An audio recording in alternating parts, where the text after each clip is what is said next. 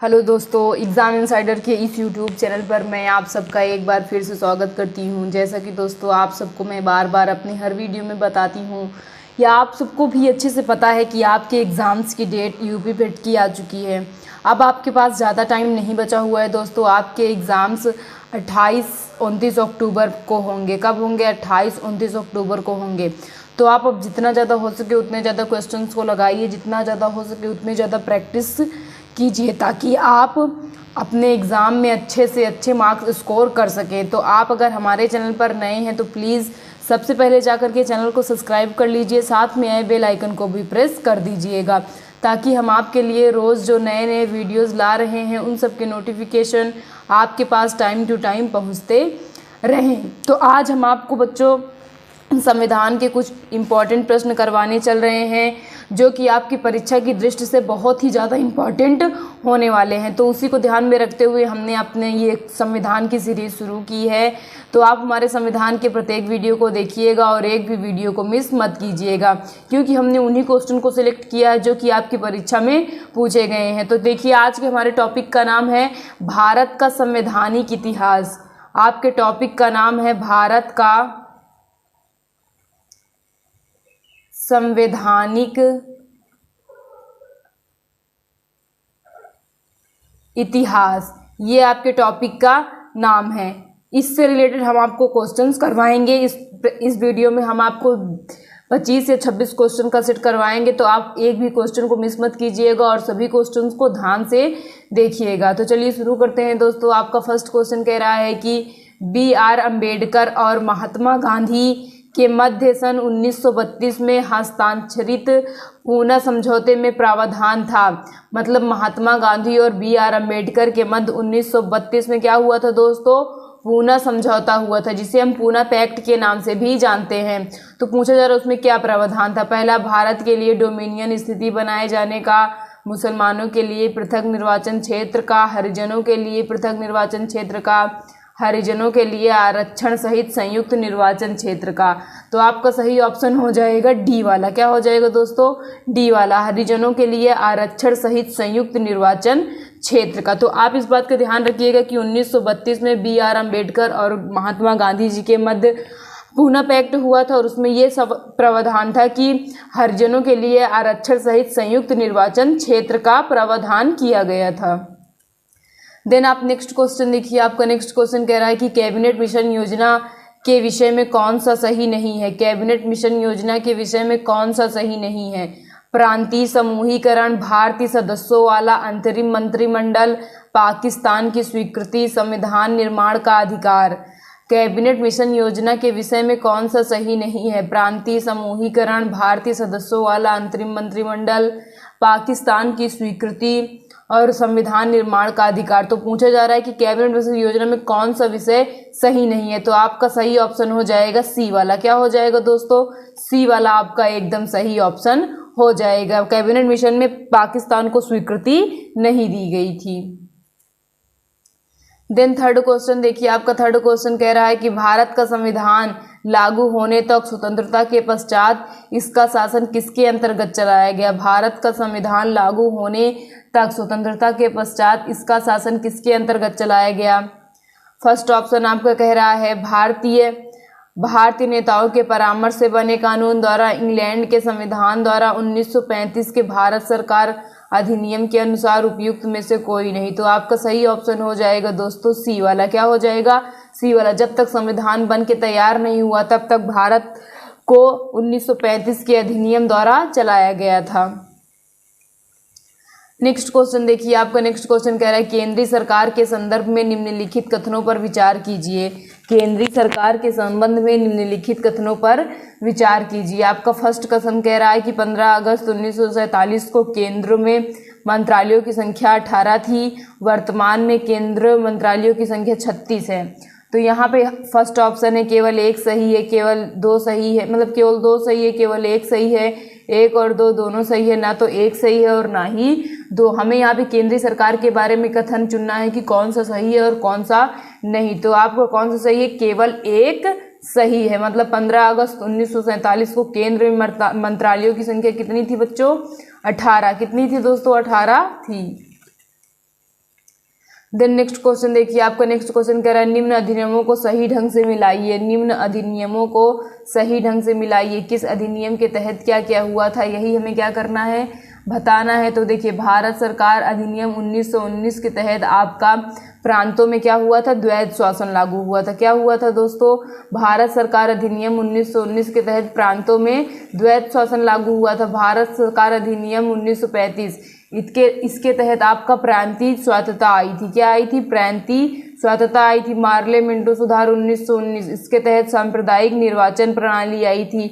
मार्ले Minto सुधार 1909 के तहत सांप्रदायिक निर्वाचन प्रणाली आई थी।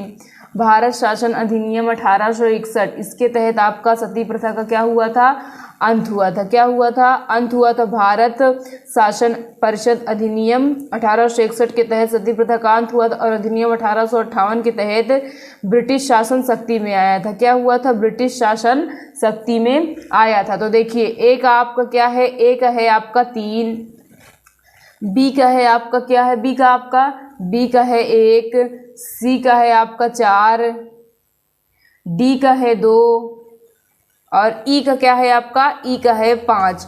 तो देखिए, आप देखिए ये आपके कोड दिए गए हैं, इसमें ढूंढिए। ए का क्या है 3, तो ए का 3 फर्स्ट ऑप्शन में है नहीं, सेकंड ऑप्शन में है, बाकी थर्ड और फोर्थ में भी नहीं है। तो ये सारे ऑप्शन आपके ऐसे ही गलत हो गए। आपका कौन सा सही हो गया, फर्स्ट वाला। देखिए, ए का 3 है, बी का 1 है, सी का 4 है, डी का 2 है और ई का 5 है। और यहाँ पे भी ए का 3, बी का 1, 4 का, सी का 4, डी का 2 और ई का 5, यानी आपका बी वाला ऑप्शन एकदम सही हो जाएगा। देन नेक्स्ट क्वेश्चन कीजिए, इसमें भी कह रहा है कि सुमेलित कीजिए। ये आपकी सूची फर्स्ट है और ये आपकी क्या है, सूची सेकंड। यहाँ पे सूची आपकी क्या है, ये सेकंड है। तो देखिए, ये सेकंड है। देखिए, फर्स्ट ऑप्शन हमें दिया गया सूरत विभाजन कब हुआ था, सांप्रदायिक अधिनिर्णय कब आया था, सर्वदलीय सम्मेलन और पूर्ण स्वराज्य का संकल्प। तो देखिए, सूरत अधिवेशन आपका हुआ था 1907 में। कब हुआ था, 1907 में आपका सूरत अधिवेशन हुआ था।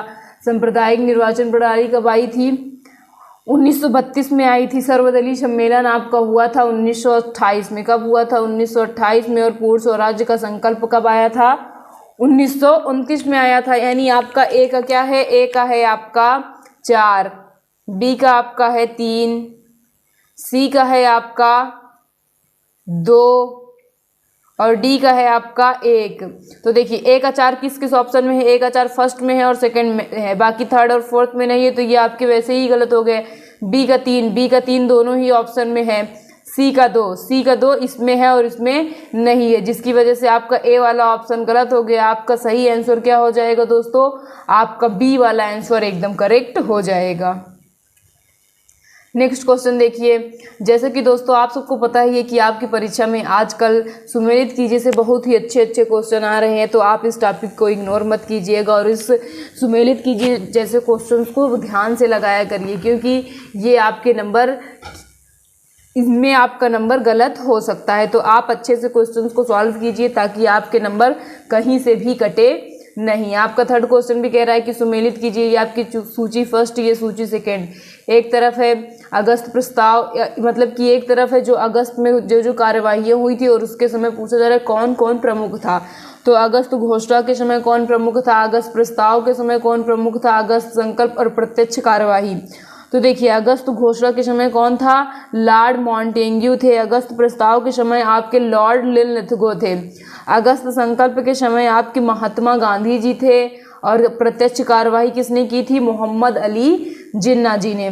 तो देखिए, फर्स्ट का ऑप्शन क्या है आपका, फर्स्ट वाला सेकंड में गया है और बी फर्स्ट में, सी फोर्थ और डी थर्ड। तो देखिए, ए का 2 आपका किस ऑप्शन में है, फर्स्ट ऑप्शन में। ए का 2, बी का 1, सी का 4, डी का 3। आपका फर्स्ट वाला ऑप्शन सही हो गया, बाकी आपके तीनों ऑप्शन क्या हो गए, गलत हो गए।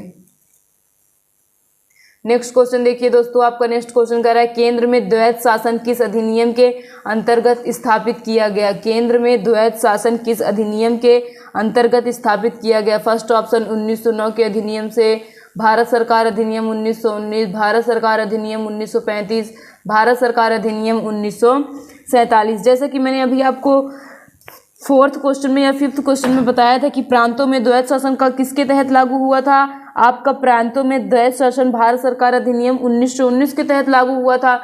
कब हुआ था? 1919 के तहत प्रांतों में द्वैत शासन लागू हुआ था। तो यहाँ पे हमसे पूछा जा रहा है कि केंद्र में द्वैत शासन कब लागू हुआ था। तो केंद्र में द्वैत शासन भारत सरकार अधिनियम 1935 के तहत लागू हुआ था। कब लागू हुआ था? भारत सरकार अधिनियम 1935 के तहत। और 1919 भारत सरकार अधिनियम के तहत कहाँ पे लागू हुआ था? प्रांतों में द्वैत शासन लागू हुआ था। इस बात को आप भूलिएगा मत। आपका नेक्स्ट क्वेश्चन कह रहा है रेगुलेटिंग एक्ट पारित किया गया। रेगुलेटिंग एक्ट पारित किया गया 1773 ईस्वी में, 1771 ईस्वी में, 1785 ईस्वी में, 1793 ईस्वी में। तो आपका सही ऑप्शन हो जाएगा 1773 ईस्वी में। क्या हो जाएगा? 1773 ईस्वी में। आपका नेक्स्ट क्वेश्चन देखिए, निम्नलिखित में से किस अधिनियम द्वारा भारत के गवर्नर जनरल को अध्यादेश जारी करने की शक्ति प्रदान की गई?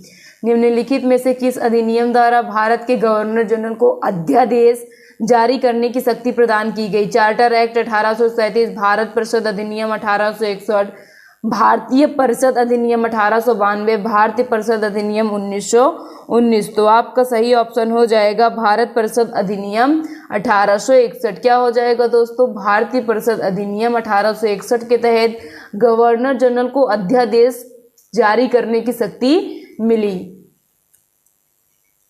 नेक्स्ट क्वेश्चन देखिए, भारत के गवर्नर जनरल को किस एक्ट के द्वारा अपनी समिति के निर्णय को अस्वीकार करने का अधिकार मिला? भारत के गवर्नर जनरल को किस एक्ट के द्वारा अपनी समिति के निर्णय को अस्वीकार करने का अधिकार मिला? एक प्रकार से आप कह सकते हैं कि गवर्नर जनरल को किस अधिनियम के तहत वीटो पावर मिली? क्या मिला? Veto power. ये आप इसको वीटो पावर भी कह सकते हैं। तो फर्स्ट ऑप्शन 1773 का रेगुलेटिंग एक्ट, सेकंड ऑप्शन 1784 का east India act, third option 1786 का अमेंडमेंट एक्ट और फोर्थ ऑप्शन 1813 का चार्टर एक्ट। तो आपका सही ऑप्शन हो जाएगा 1786 का अमेंडमेंट एक्ट के तहत ही गवर्नर जनरल को अपनी समिति के निर्णय को अस्वीकार करने का अधिकार मिला या तो फिर वीटो पावर मिली। नेक्स्ट क्वेश्चन देखिए, महारानी विक्टोरिया को भारत की सामग्री नियुक्त किया गया। महारानी विक्टोरिया को भारत की सामग्री नियुक्त किया गया 1885 ईस्वी में, 1875 ईस्वी में, 1866 ईस्वी में, 1898 ईस्वी में। तो आपका सही ऑप्शन हो जाएगा 1858 ईस्वी में। कब हो जाएगा? 1858 ईस्वी में महारानी विक्टोरिया को भारत की सामग्री नियुक्त किया गया। नेक्स्ट क्वेश्चन आपका कह रहा है कि मार्ले मिंटो सुधार का उद्देश्य क्या था? मार्ले मिंटो सुधार का उद्देश्य क्या था? पृथक निर्वाचन प्रणाली, भारतीयों की भागीदारी बढ़ाना, युद्ध में सहयोग हेतु तैयार करना, पूर्ण स्वतंत्रता देना। तो मार्ले मिंटो सुधार जो कि कब आया था दोस्तों? 1909 में आया था। कब आया था? 1909 में आया था। और इसका मुख्य उद्देश्य पृथक निर्वाचन प्रणाली थी। क्या थी? पृथक निर्वाचन प्रणाली। यानी आपका फर्स्ट ऑप्शन वाला ऑप्शन एकदम करेक्ट हो जाएगा। आपका नेक्स्ट क्वेश्चन कह रहा है 1909 के इंडियन काउंसिल एक्ट में किस बात की व्यवस्था की गई थी? 1909 के इंडियन काउंसिल एक्ट में किस बात की व्यवस्था की गई थी? फर्स्ट ऑप्शन है आपका द्वैत शासन प्रणाली, सेकंड ऑप्शन है सांप्रदायिक प्रतिनिधित्व, थर्ड ऑप्शन संघीय व्यवस्था, फोर्थ ऑप्शन प्रांतीय व्यवस्था। तो आपका सही ऑप्शन हो जाएगा संघीय व्यवस्था। क्या हो जाएगा? संघीय व्यवस्था। 1909 के इंडियन काउंसिल एक्ट में संघीय व्यवस्था के बारे में बात की गई थी। नेक्स्ट क्वेश्चन देखिए, आपका नेक्स्ट क्वेश्चन कह रहा है मुसलमानों के लिए अतिरिक्त निर्वाचक मंडल प्रारंभ में किसके द्वारा लाया गया? मुसलमानों के लिए अतिरिक्त निर्वाचन मंडल प्रारंभ में किसके द्वारा लाया गया? First option Cripps mission 1942, second option Morley Minto सुधार 1909, थर्ड ऑप्शन मार्टेंगू चेम्सफोर्ड सुधार 1919, भारत सरकार अधिनियम 1935। तो आपका एकदम सही ऑप्शन हो जाएगा मार्ले मिंटो सुधार 1909। क्या हो जाएगा? मार्ले मिंटो सुधार 1909। इसके तहत ही सर्वप्रथम भारत में पृथक निर्वाचक प्रणाली आई थी। नेक्स्ट क्वेश्चन आपका कह रहा है कि किस अधिनियम की प्रमुख विशेषता प्रांतीय स्वायत्तता थी? किस अधिनियम की प्रमुख विशेषता प्रांतीय स्वायत्तता थी? फर्स्ट ऑप्शन 1935 का अधिनियम, 1919 का, 1904 का, 1858 का। तो आपका सही ऑप्शन हो जाएगा 1935 का अधिनियम। अभी मैंने सुमिलित कीजिए में ये करवाया था कि भारत सरकार अधिनियम 1935 की यही विशेषता थी कि इसमें प्रांतीय स्वायत्तता की बात की गई थी। दोस्तों, अगर आपने अभी तक इस एग्जाम इनसाइडर चैनल को सब्सक्राइब नहीं किया है तो प्लीज़ चैनल को जाकर सब्सक्राइब कर लीजिए, साथ में आए बेल आइकन को भी प्रेस कर दीजिएगा। हम आपको अच्छे से अच्छा देने का प्रयास कर रहे हैं और मैं उम्मीद करती हूँ कि आपको हमारे वीडियोस पसंद आ रहे होंगे।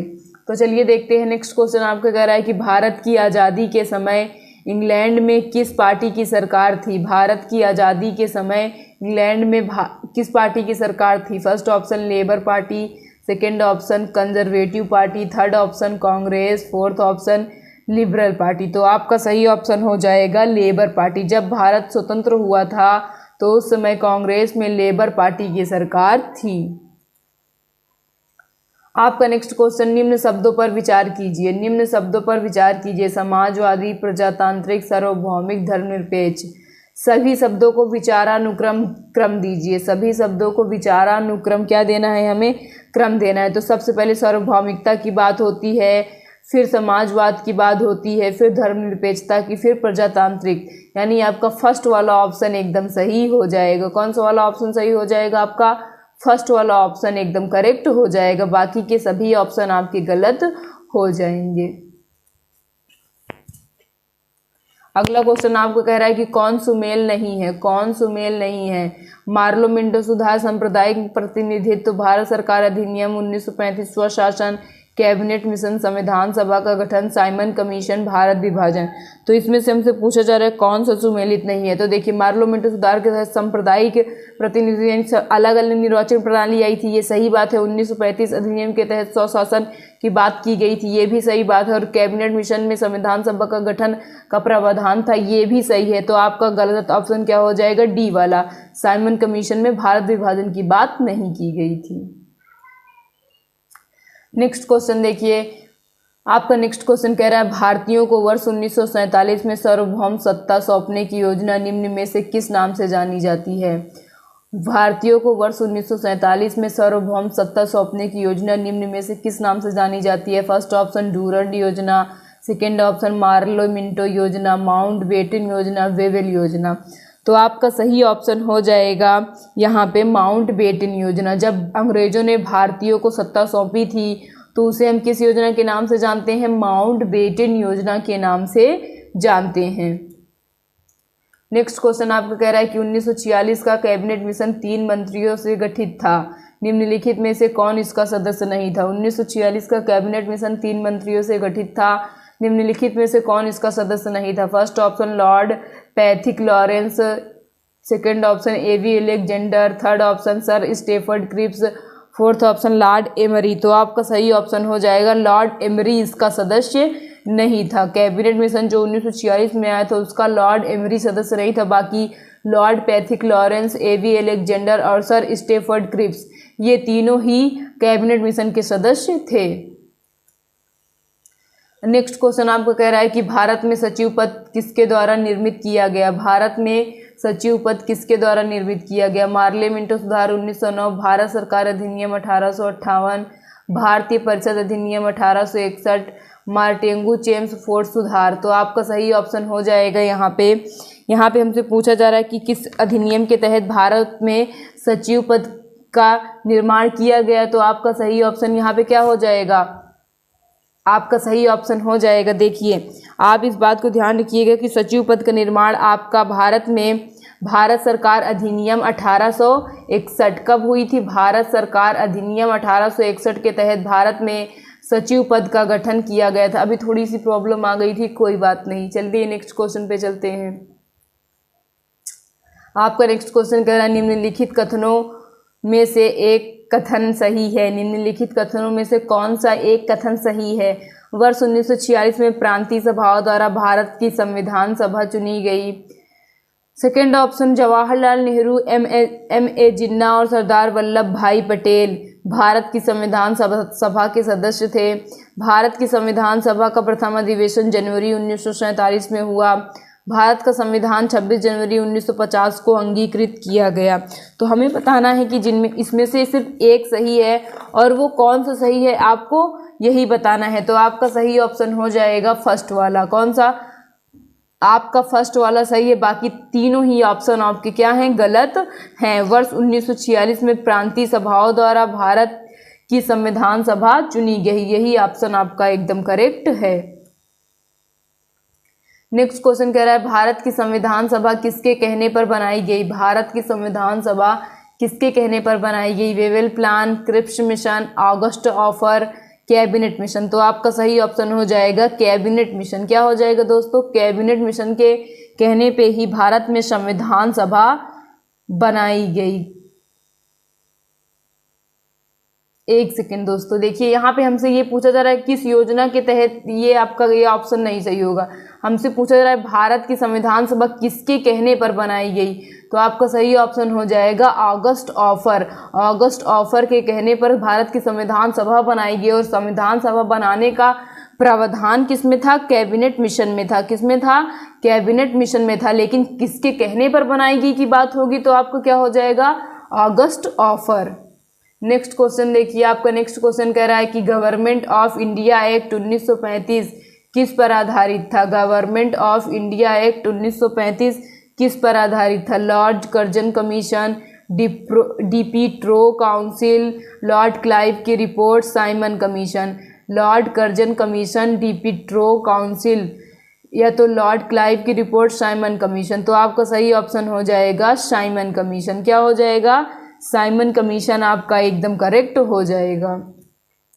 देन लास्ट क्वेश्चन देखिए दोस्तों, आपका लास्ट क्वेश्चन कह रहा है राजनीति और नीतियों से व्युत्पन्न शब्द इंद्रधनुषी गठबंधन शब्द किसने दिया। राजनीति और नीतियों से व्युत्पन्न शब्द इंद्रधनुषी गठबंधन शब्द किसने दिया। बराक ओबामा, पिट रोमानी, ए.वी. वाजपेयी, प्रणब मुखर्जी। तो आपका सही ऑप्शन हो जाएगा पिट रोमानी। पिट रोमानी ने ही इंद्रधनुषी गठबंधन शब्द दिया। तो दोस्तों आज हमने आपको भारत के संवैधानिक विकास से 26 क्वेश्चंस करवा दिए हैं आपके। इससे बाहर से कहीं भी पेट में क्वेश्चन नहीं आएंगे। आप बस हमारे वीडियोस को लगातार देखते रहिए, और अभी तक चैनल पर नए हैं तो पहले चैनल को जाकर के सब्सक्राइब ज़रूर कर लीजिए, ताकि हम आपके लिए जो नए नए वीडियोस ला रहे हैं उन सब के नोटिफिकेशन आपके पास टाइम टू टाइम पहुंचते रहें। तो आप हमारे वीडियोस पे लगातार बने रहिए। मैं आपको विश्वास दिलाती हूँ कि अब की बार आपकी पेट की परीक्षा में संविधान या फिर जो भी टॉपिक्स हमारे चैनल पर चल रहा है उनसे आपके एक भी क्वेश्चन गलत नहीं होंगे। लेकिन उसके लिए आपको क्या करना है, हमारे वीडियोस पे लगातार बने रहना है। तो इसी के साथ मैं आपसे फिर से मिलती हूँ। वीडियो पसंद आ रहा होगा दोस्तों तो प्लीज़ वीडियो को ज़्यादा से ज़्यादा शेयर कीजिएगा, वीडियो को लाइक ज़रूर कर लीजिएगा, साथ ही साथ चैनल को सब्सक्राइब कर लीजिएगा। थैंक यू दोस्तों।